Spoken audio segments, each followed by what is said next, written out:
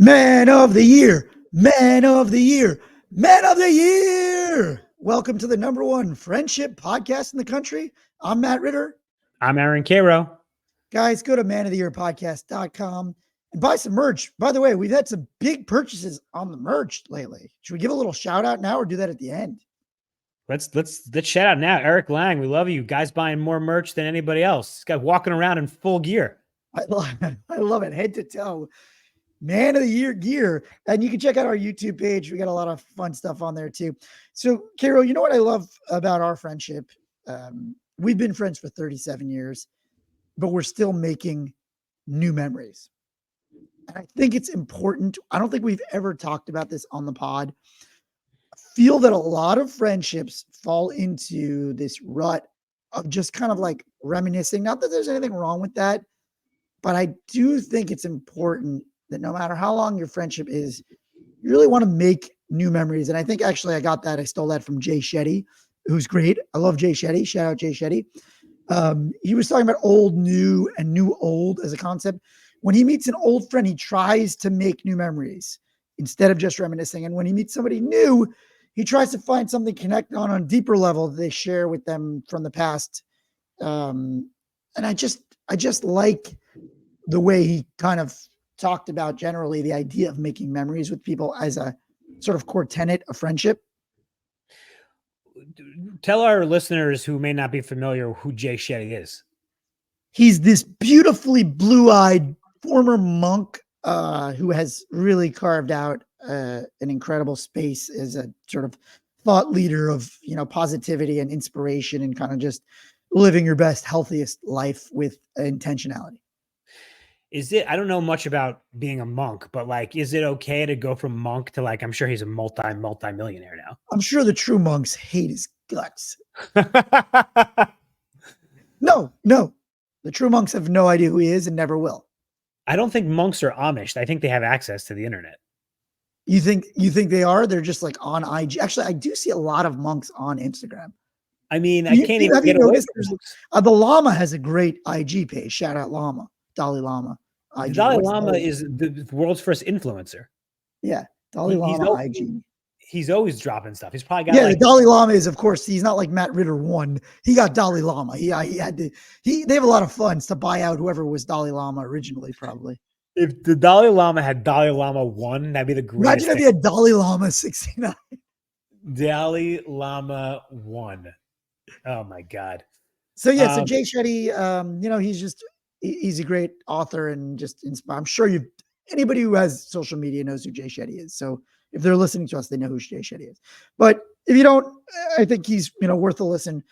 But just to this point, you gotta be living in the moment. I don't know. I feel very strongly that too many friendships are about reminiscing, reliving, just you get together with somebody and you just immediately are like, yeah, remember that thing that happened? If you recall, I think Tony Soprano had the best quote. He said, reminiscing was the lowest form of conversation. Oh, interesting. Okay. Yeah. He was in that moment. It was later on in the show where he was hating his friend group, just because they all were sucking up to him. I don't know if you remember, they would slow it down and he'd see them all laughing at his bad joke. He'd deliberately tell a bad joke and they would all be laughing. And then he would just get pissed. He'd see Paulie just be like, you remember that time? You remember that time? He's like, yeah, I fucking remember the time. I gotta kill for everyone to laugh at my jokes. Yes. But what do you think about that? I think that's, we went from Jay Shetty to Tony Soprano. I think that we have a tendency. That's what our podcast is. We have range. Yeah, that's true. That's true. We tend to get in these friendship ruts where we're doing the same thing over and over again. We're living in the past.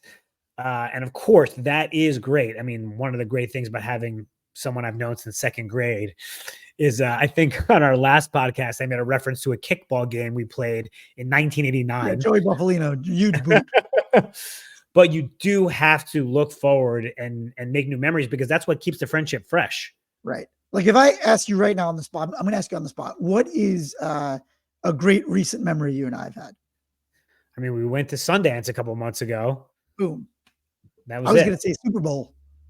Oh, That was Super an Bowl. epic one. Yeah, Super Bowl was. I mean, that's 2 years ago now. But my point is that I don't have to go back like 15 years, 20 years to go. I have a good memory of something.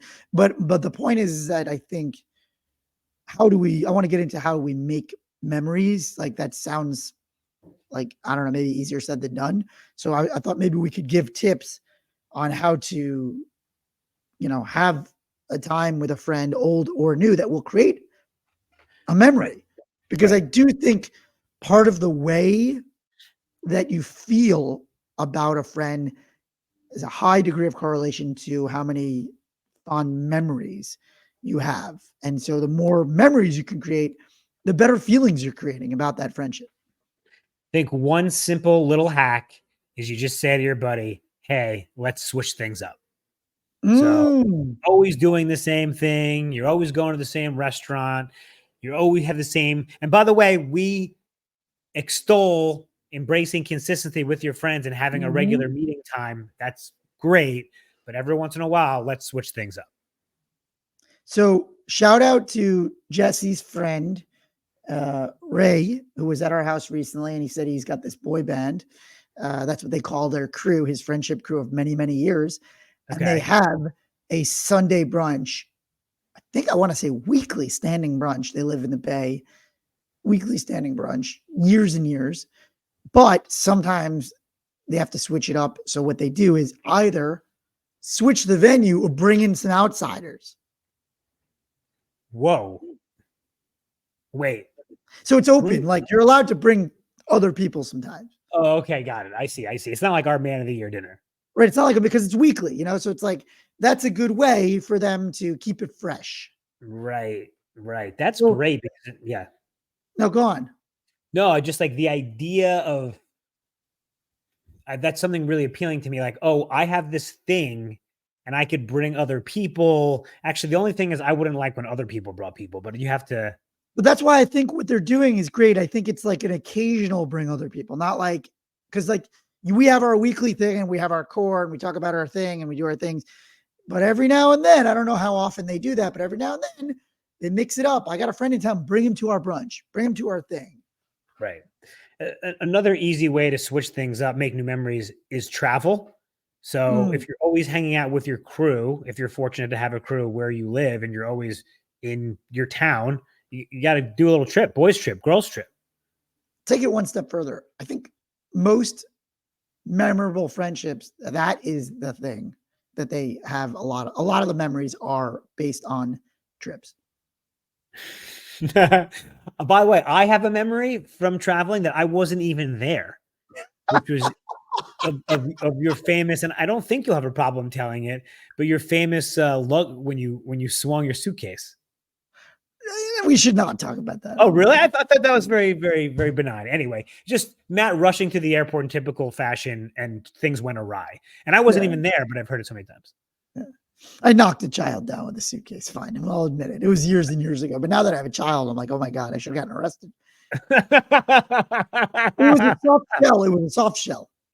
It wasn't a hard shell like we talked about. If you recall, I was so poor that I didn't have a rolling suitcase. I didn't even have a suitcase. I had a duffel bag. So kind of, I think he flopped. He definitely, he was it was a flop. He was a flopper. I love that. Yeah. So you're saying, yeah, travel is like, half your memories. Yeah.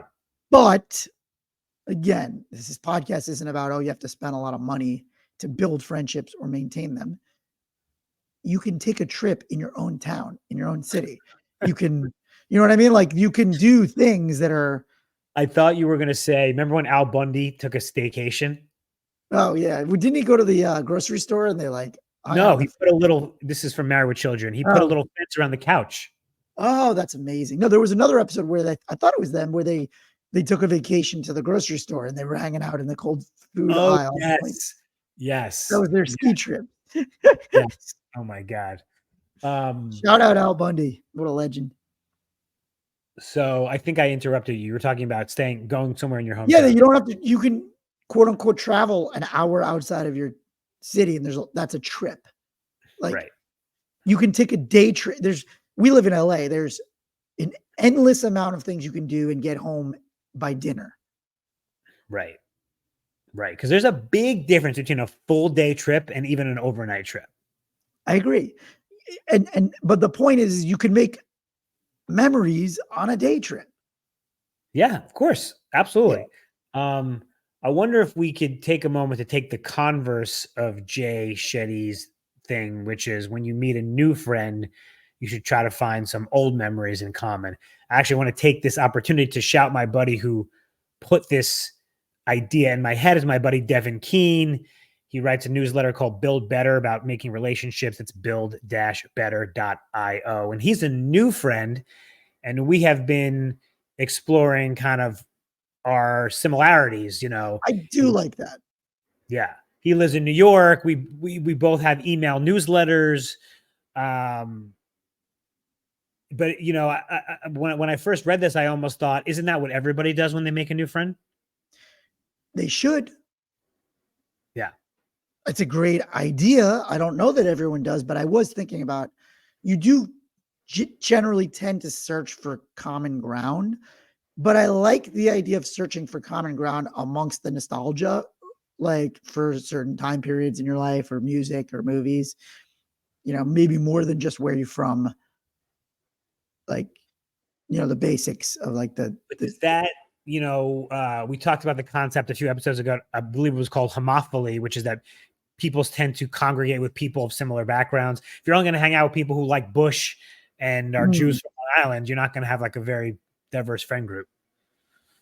Yeah, I mean, look, this isn't the only way. This is just a way that is successful. Right. Right. This is a method to immediately kind of initiate that thing of a good feeling, immediate kind of first impression. You know, a lot of our friendship formation is about how we feel, like just a vibe, something that we just like, I like that guy. I want to see him again. What makes you go, I want to see that person again? You know, either they're like positive and fun and funny, or, you know, you share an interest in something, or just some feeling that you got. And so if you don't, you know, share a whatever common job, or you're not both big golfers, but, you know, you both just really happen to find Dumb and Dumber funny, you know, or you both happen to be at Coachella 10 years ago when something funny happened, and for whatever reason, that's the spark. Then you could take your friendship in any number of directions, and it's gonna blossom or not blossom based on a lot of factors. What did you just say? It sparked something in me about when you meet someone and you want them to feel like, oh, that was you know, that was a good guy. How did you word that when you meet someone new? You're asking me to quote myself here. I don't know. I'm not sure. It was something about like how you give someone basically make a good first impression. Yeah. And a couple of things I've been thinking about lately when you're meeting a new friend is, one, to be curious. Curious is great. Yeah. People love when you ask questions and you actually care and you get to know someone. And also we talked about this a little bit last episode, but also being helpful. Yeah. You know, I love being helpful. I love being curious. Offering to drive. Can I tell you something that I've been doing lately? And this is a hack that I'm using because of our podcast. Okay. A lot of my new interactions, whether it be strangers or even business meetings, I did it on a general meeting yesterday. Because of our podcast, it gives me the freedom to ask people about their friends in a very organic way. So a lot of my conversations are always like, oh, do you have any traditions that you do with your friends? That's like one of my openers now. And I find people light up when they're talking about their old friends from childhood. I'm just like, who's your oldest friend? Like I have given myself the freedom to ask a very non-traditional sort of openers when I'm talking to strangers because of the pod. And it's just really interesting to see that question usually solicits a very positive response. Elicits. Yeah, that's great. People love to talk about their friends. I mean, who doesn't like talking about their friends? If they don't have a lot of friends, then maybe it's harder, you know. And then sometimes you get into a thing where it's like, yeah, you know, I used to have a lot of friends, now I don't. And then I go, well, you should obviously be listening to our podcast. So what if you make a new friend, you're trying to make old memories, but you're a different age you don't have the same taste in pop culture, and you're not from the same place. What other common ground do people have? Well, there's history, right? I don't know. There's like human history, but you're saying that we only remember the same pop culture stuff. But what about non-pop culture stuff? Well, what do you mean? Like, where were you on 9/11? Shit. You said it, not me, brother. I walked you right into that one. I thought you also meant like, oh, what do you think about the Roman Empire? Yeah. I'm just saying, like there's other historical, not pop culture stuff that you sort of. Or, right. I was going to say the news, but that's by definition not an old memory. Yeah. Yeah, I think it's definitely like the memory trick works better on people in your same gen. Yeah. Like that's definitely more for people that are going to have the same sort of feelings about, some event that it was seminal for that age demo, right? Right. Like everybody from our age group, like musically, like Nirvana, Kurt Cobain, that era, Right. we're going to have like a certain feeling about that. Or like Tarantino because of our age, like when Pulp Fiction came out. Whereas somebody who's 20 years older, like they may have everybody their age demo probably has a stronger sort of feeling about Chinatown, the movie or something, or like musically, I find that like Jess's dad and like all of his friends, like AC/DC has a lot stronger of a, feeling for those guys. And we'll be right back. All right, guys, this is Asking for a Friend. If you have a friendship question or ethical dilemma, send it to us on Instagram at Man of the Year Podcast, and we will answer it on the show. So this is sort of the reason that I decided to do this episode about memories, because we got a question about memories. Okay. So this person wrote, "Dear Matt and Karo, I have a lot of friends that go back a long time, and I find that a lot of our conversations are about reminiscing.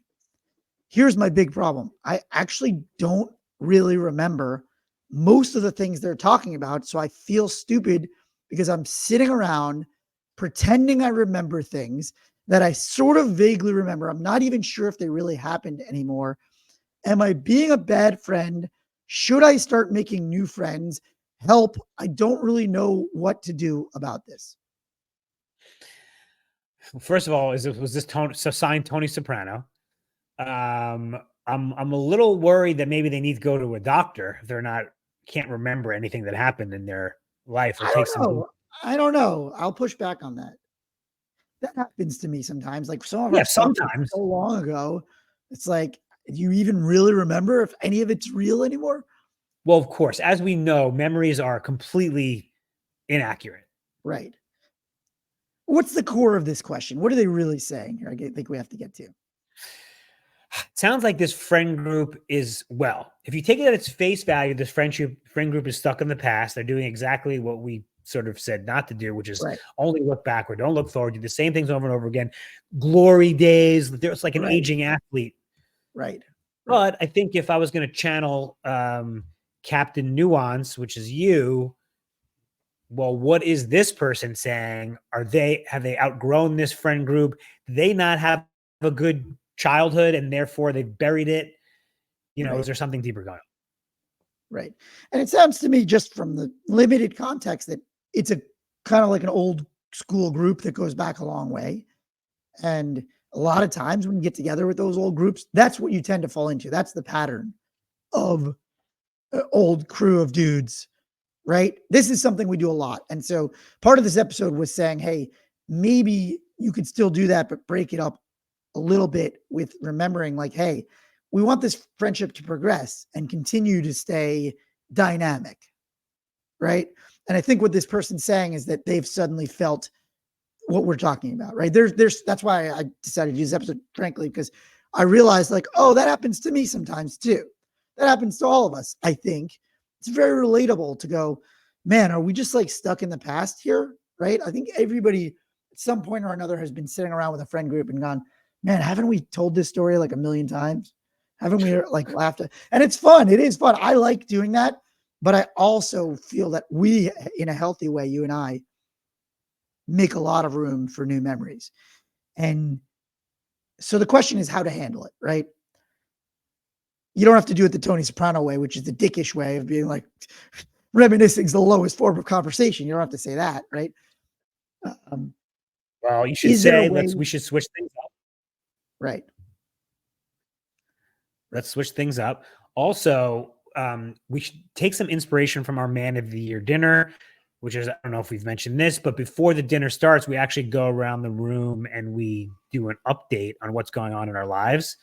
Now, you don't have to do that every time you get a beer with your buddies, but can you put something on the agenda like, hey, let's do a quick, like, what's new as opposed to what's old?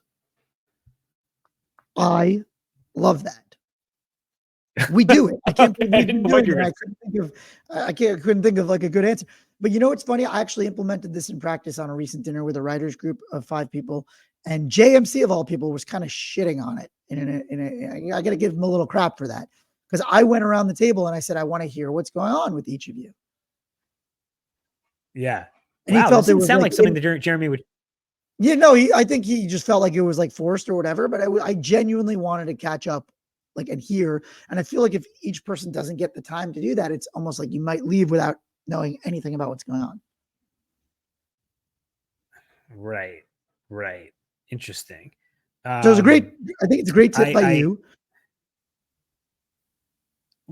So you had mentioned something when we were preparing for this episode that was the kind of, we often come back to dating. There are similarities between friendship and dating. I think one of us said the idea is keeping things fresh. You know, like when you have a spouse, and like it was that old trope from Modern Family where they go and they dress up as other role play, whatever. Yep. Is there a keeping fresh version in friendship? Keeping things fresh? Yeah. And I think, we were just talking about earlier on the pod is simple tricks, right? Like if you go to the same restaurant every week, if it's a weekly thing, like maybe switch it up, right? Maybe bring a friend along just to break up the monotony. And then you guys can't tell that same story over and over, right? Maybe this time we got to talk about something different because there's a couple guys here that weren't at that Dave Matthews concert in 1998, right? They weren't at Red Rocks. They weren't. Yeah. By the way, that Dave Matthews concert, another famous story from our friend group that I was not there, that I've heard a million times. Somebody got thrown out. He argued his way back in, a whole thing. Right. Wasn't even there. I wasn't even there. And who wants to sit around listening to other people reminisce? If you didn't. Well, I want to go. Yeah. I just want to go back to the question. So this guy is sitting around with his buddies. They're reminiscing and he doesn't even remember it. Is that like because it was so inconsequential? He's just lived a life. Well, that's the thing, right? So I tend to think some of it is just like memory based. Like, do you have a memory for that? But something, I think there's something deeper. You remember what you want to remember. I think we like internally process what we prioritize remembering. And like, to me, I'm not one of those guys that remembers the specifics of a lot of sporting events I went to. Instead, I just kind of like remember the feel and like the enjoyment of it. But I've noticed some friends can be like, man, you remember in the 4th quarter, or like, remember in the 9th inning, they made that big comeback. And like, I don't. Like, I got to be honest. Like, and I have a great memory, but I think I choose not to remember that. Right. So if somebody was like, hey man, remember that game? And they started like reciting the game, my eyes would just like glaze over. So that being said, I'm just saying, like, I think it's okay to not like remember all of these things, but if you're not enjoying being around the reminiscing, like, you need to do something about that.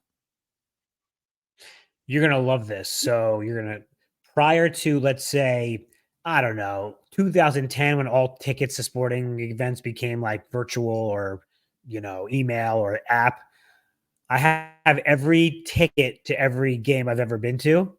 And I actually have written on the back who I went with and what happened. Wow. I don't know. I shouldn't be surprised. That's very, very in line. But what do you write for what happened? I'd have to. I haven't even thought about this in decades because we don't have those tickets anymore. I mean, we don't have get I physical mean, tickets. I have to look. you write But it'd what be like, happened at the game or what happened between you guys?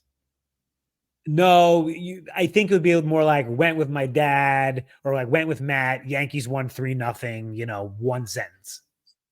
Got it. Got it. I don't even I mean, know. that's really Yeah, cool. yeah, That's a great hack to remember. That's awesome because you could be cheating and be like, remember that time? Oh, yeah, yeah. You remember the Yankees? Well, maybe that's what a lot of people that I'm talking to are doing. yeah, yeah, You know, they're bullshitting. So but I guess, you know, have we answered this? Like what to do about this? What do we think the appropriate move is?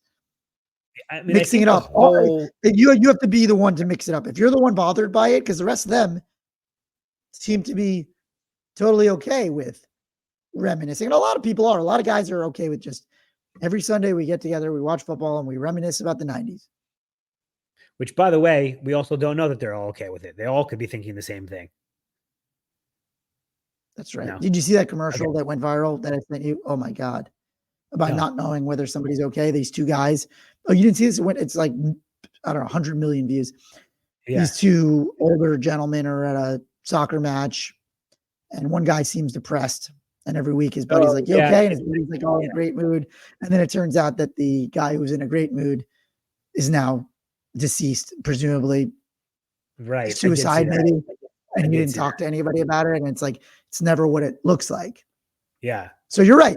Maybe these guys that are reminiscing are hiding or don't have the tools to keep their friendship dynamic and fresh. And maybe they really want to. I would agree. You're probably right that most people don't want to just sit around and reminisce. They don't want, I'm sure they'd like to add something to that pot. I think I figured it out, Matt. The reason why that this guy can't remember these memories, because they're fucking making it up because no one remembers it. They don't even know no one wants to be there. So I think he needs to mix things up, but I think he's got to go back to one of the tenets of the podcast, be the friend. He's got to say, hey, next week we're going to do X. We're going to a game. He's got to listen, put a little thing in your notes app of a couple of things to talk about. You don't have to show it to anybody. I love that group of 80-year-old men that were just on the Today Show that we were talking to. They have their list. Yeah. Yeah. But to be fair, like he printed that out, shows it to everybody, and that's cool. You know, not every, you might get ribbed. You don't have to do that. Yeah. Right. I don't agree with it. Just write it to yourself. I mean, have you ever back in the day, I mean, even for me now, you're going to call a girl and you like write down a couple of things to talk about so you don't like know it. Yeah. Everybody do that. And by the way, I do that in my general meetings too. I'm just like, oh, you know what? I want to tell this story or that story. Oh, just yeah, to, like, of course. give a flavor for who I am. God, what is it like to have a meeting with Matt, who's never met him before, when he's got a full range of stories to deploy against this hapless person? Oh, love fest galore. Do you have an opening line? I do. Never. I'm always in the moment. Mm-hmm. By the way, we should say to our listeners, a general meeting in Hollywood is when you just get set up with an executive or producer and there's no like real reason besides getting to know you. They say, oh, how are you? Tell me about yourself. And I say, well, I was born on an island. Unfortunately, it was Long Island. Cheesy, dated. Dude, you better not do that at our next pitch meeting. It crushes because people go, oh, an island. Oh, they start thinking, oh, Hawaii, where's he from? And they go, a little misdirect. Yeah. No, I'm not telling you my lines anymore, Matt. No, mine is usually about my baby crying in the background, which is usually what's happening. It's like, sorry, my baby crying. Even when it's not crying, you have a little box playing it. I've got the sound. I've got the babies. I actually have recorded him on a 30-second loop. So I think we answered this, right? Yeah, I think he's got to mix things up. He's got to communicate with his buddies, and he's got to maybe take some ginkgo biloba. Definitely needs the ginkgo. Are people still using that, or is that like out of vogue? So I was writing a script with best friend Mike a couple years ago, and I wrote in like ginkgo biloba as like a little joke about someone couldn't remember stuff. And he goes, nobody knows what that means. No one's going to get that reference. What do you think? Out because it's too old? No, because nobody knows what ginkgo biloba is a. I think he's wrong. I think everybody knows what ginkgo is. Yeah. I don't know. I did a little liquid death. Liquid death is now coming out with like powders and stuff that are like they're spreading their brand from like that to like ginkgo bilobas and stuff. How did we not come up with liquid death? Water. Everybody needs it. The hot stuff, sleep, water. Damn, it's right in front of our face. All right. Thank you for that question. That was asking for a friend. If you have a friendship question, send it to us on Instagram and we'll answer it on the show. So let's get back to memories. Anything else you wanted to reminisce about? Do we want to reminisce? We want to reminisce right now for our listeners. Do we want to reminisce? Well, I was thinking maybe we could talk. I'm curious if you've ever kept a journal or a diary. Oh yeah, and my mom found it. It was all about who I hooked up with in Europe. I only kept a diary from my study abroad, and it was mostly just my failures on the trying to pick up women abroad. You would write, "Hey, like met this girl at a bar in Barcelona. She didn't like me, and whatever." Pretty much. Went to a youth hostel. Hooked up at a youth hostel with Ritiana from Slovakia. But did you do that? Why did you do that? Because I was a teenager. I don't know. Why does anybody do anything? I mean, my sister kept a diary. My sister kept like an old school, like, what was that Claire Danes show? Like that kind of My So-Called Life? Yeah. Like a diary. Doogie Howser level diary. Sarah Jessica Parker diary. Yeah. Okay. Well, those two aren't. I mean, Sarah Jessica Parker wrote a column. Doogie Howser, he wrote 3 sentences at the end of every day, which I guess you could call a diary. They were all diaries. Dear diary. Right. Did you? No. I mean, I feel like that would have been something you would have done. Unless you count the back of sports tickets. And I mean, listen, my iCal, I have notes of every meeting. Yeah. You have a running diary. Yeah. Damn. I guess I do have a running diary, but it's not really how I feel, though. Sometimes it is. Yeah. So that was what did your mom say? It was embarrassing. The whole thing was embarrassing. How many pages was the diary? Probably like 30. It wasn't like, voluminous. But how many did she go through? No, I think I also like wrote down some museum stuff that I went to and like things that I saw, Was it I'm going to guess. Was it one of those black and white notebooks? No, it was a red. I think I want to say the funny part is I think my mom got me a diary for my study abroad. And then I just wrote about all the girls I tried to hook up with. Man, and then I kept it on the top of, it was so not secure. I just kept it on top of like my wardrober. It's kind of screwed up for her to read your diary, though. Yeah. That's what parents do. Mom. Yeah, It was exactly that. You think you'll read your son's diary if he gives you a diary? Yeah, absolutely. Without hesitation. There's no expectation of privacy. No. I mean, this is not the email policy at Morgan Stanley. This is your family. It's got to be even stricter on lack of privacy. So you're saying eighth grade. My mom wrote a book. My mom wrote a book about how she invaded our privacy. 35 things your kids won't tell you. Okay, so you. I mean, this is way off topic, but you think that you need to be? I think she was right. No, but I'm saying, do you need to disclose to your kids that you're going to be reading everything? Secretly do. Yeah, I don't know. Maybe the first way is transparently say, hey, there is no expectation of privacy from us. But that would maybe discourage someone from writing a diary. We were never allowed to have door locks even. Did you have a lock on your door? That's a little different. That's your physical space. This is like your thoughts. But by the way, I agree. If you could probably learn a lot about your kid if he or she's in distress or getting bullied, or your kid's safety is paramount, well above their expectations of privacy. I think. I don't know, to a certain age, but maybe. I mean, I'm going to chip Brenner. I don't know. I'm going to chip him, and I'll know every which move. You know what you got to do is you got to get the things that not only like tracks the phone, but it tracks the keystrokes. So even if he types delete, is going to show up on my screen. But even if he doesn't hit enter, he types in like how to bury a dead body and then delete it. Oh, his drafts, his draft folder is my computer. His draft folder. That's very like Mission Impossible. So yeah, I don't know. I haven't decided yet on my parenting technique, but he should have a low to zero expectation of privacy. Let's put it that way. So what do we learn today besides the Ritter family motto is no privacy None. goes? Zero. Yeah. I think we learned, frankly, everybody gets a little tired of just reminiscing. We enjoy it. I think it's great. I think it's healthy to do it. It's fun. It's nice. But I think everybody gets tired of it at some point. So I think our listener helped us spur the whole topic, which is you got to keep it fresh. Yeah, I was just gonna say an old friendship, much like an old romantic relationship, needs to be spiced up every once in a while. Needs to be mixed things up, and it might be incumbent on you to do the spicing and the mixing. All right, we nailed it. What a yes. Oh, he's back.